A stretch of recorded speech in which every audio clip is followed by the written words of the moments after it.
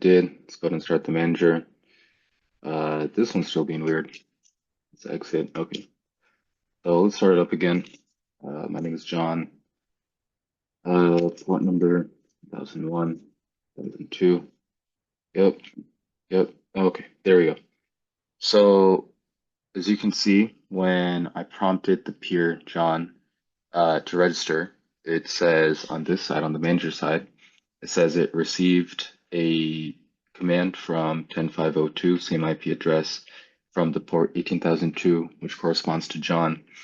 And and it reads out the command, so register John, IP address, blah blah blah, and port, P-port.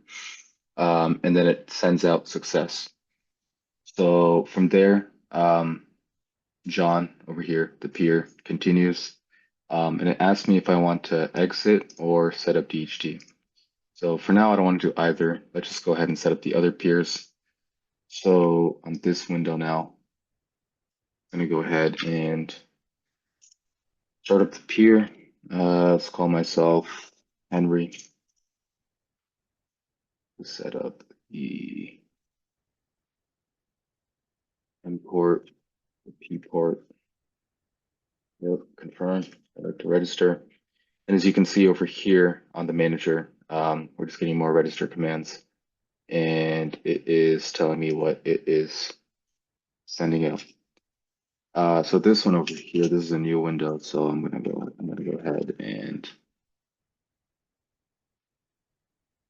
type it in fast.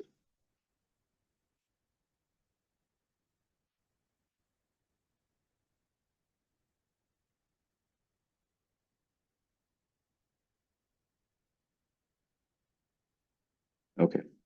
Um, so by the way, this is all running on the same IP address. I couldn't figure out a way to uh, host one of the peers on a different IP or on a different host. I tried doing it on SSH to ASU on this window over here, but as you can see, it didn't have Python installed, so I couldn't run any of the files um, that I made. And when I try to install it, it says that I don't have administrative permission, which obviously I don't. So this is all running on the same IP, but the code is made in a way where it can accept messaging and broadcasting over UDP on any IP address, so long as the port number is within the valid range. So anyway, just for the sake of demonstration, let me go ahead and continue with the demonstration. So we're now on this window over here. I'm on peer John.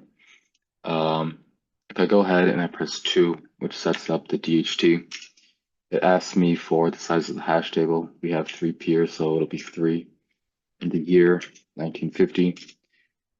So, uh-oh, what happened? Register John, register Henry. Oh, okay, that's why. From John. Okay, that's why. My bad, my bad. I didn't register the third peer. So I guess that's just demonstrating what happens if you don't have enough peers to the table size of the hash table. It returns an error. So let's go ahead and enter in another peer, register in another peer. Let's call this peer Juliet. Our M port is 18,005, P port is 18,006. Yep, confirm. I'd like to register. Cool. Okay, now she's registered. Let's go back to John, select an option. Let's redo 2, 3, and we're on the year 1950. Okay, so we see a lot of things happening. So let's start with the manager. Okay, so the manager, we registered Juliet over here. We get a command from John, set up DHT John 3 1950. So essentially just saying that the hash table size is 3, the year is 1950. It sends a response success to, and then the list of peers that has been randomly selected. In this case, there's just 3 peers. So it sends back John, which is the leader, Juliet, and Henry. So now if you go to John, scroll all the way up. Okay, so let's see. Sorry. Okay, so here we see that message from the manager. Success to John, Juliet, Henry, that same list. Whoops. Okay, so it establishes the ring, the DH2 ring, um, where the ID corresponding to John is 0 because it's the leader. It chooses 1 for Juliet, or rather, the manager chooses, but the ID for Juliet is 1 and the ID for Henry is 3. Now, it's assigned itself an ID of 0. It knows that the ring size is 3, and its right neighbor is Juliet. So now if we go to Juliet, which I believe it was this window over here, if I scroll up enough, Juliet. So while I'm scrolling, what Juliet does is that it receives um, a message from John, and it assigns the ID right over here based on what John says. It assigns the ring size based on what John says, and then it assigns itself a right neighbor based off of the equation um, ID plus 1 modulo the ring size. So it decides that its right neighbor is Henry, and if everything looks correct, if you go to Henry, Henry's right neighbor should be John. So let's go. Let's scroll all the way up. Then I'll explain what all of these right over here mean in a second.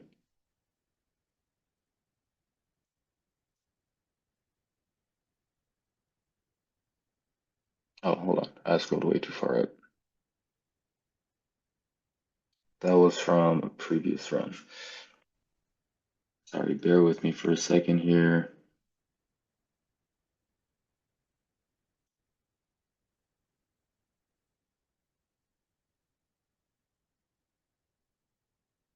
Oh boy. Okay, so here we are. We're at Henry now. It's assigned itself an ID of 2, or rather, John assigned it an ID of 2. Ring size is 3, and its right neighbor is John. So everything looks good. All of that is sent out, and now what the manager does, so now we're on this window. What the manager does is that it sends Juliet, well, no, actually, they already did that, so I should have explained. So it sent Juliet and Henry a set ID, which is what this responds to. It assigns the ID and the right neighbor, like I said. And then from there, what it does is that what the manager does is that it sends Juliet its right neighbor, and it only sends messages to Juliet. This command over here. So this is just an example. It sends a store command. It sends a store command with 2, indicating the ID of the node, of the peer node, which needs to store the information. It has 8, which represents the POS, the position, and then it has the actual data itself.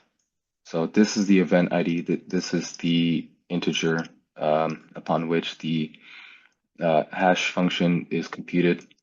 And essentially, it keeps on sending these same commands over and over again to Juliet.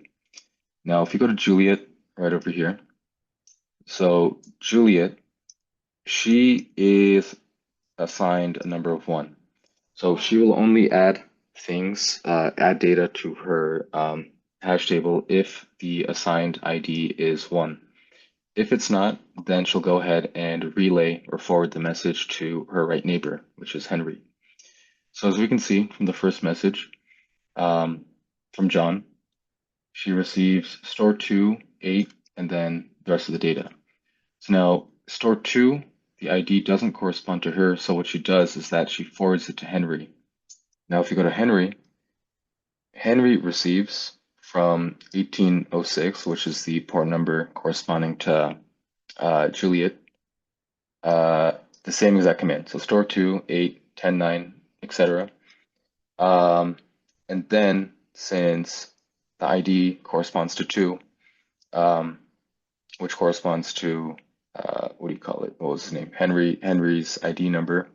It adds the event ID and the rest of the data to its hash table, and then it doesn't send anything back. So as we can see, the manager, John, only sends things out. He doesn't receive anything. He doesn't receive anything from Juliet, and which would be completely wrong. And he doesn't receive anything from Henry either.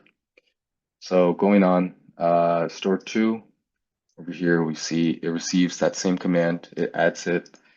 Store two over here. So it keeps on forwarding the message. Now over here we have store one, so with an ID of one, which corresponds to Juliet. Now from here, it adds it to its own table and it doesn't send anything back. So over here, we are not receiving anything for this command from Juliet. So all of this happens, rather, let's go down to the manager. So all of this happens until there is no more data in the CSV file corresponding to 1950 of the program. So after all of that is done, the manager outputs a summary. So there are 72 records being sent to John, or rather, John adds 72 records to its hash table. Juliet has received 75 of them and adds 75, and Henry adds 76. So from there, it sends a DHT to the manager. The manager, if you go over here, it receives the DHT from the name John. That's the leader rather, so everything looks good. It sends a message of success for indicating the response to DHT complete. The manager, or excuse me, not the manager, John receives that. It receives the code success for. It outputs manager confirms DHT is successfully set up, and then it doesn't send anything back. So that is the demonstration of the milestone. I hope you enjoyed. Even though I couldn't get the SSH to work, everything works just fine, albeit on the same IP address. Thank you for watching.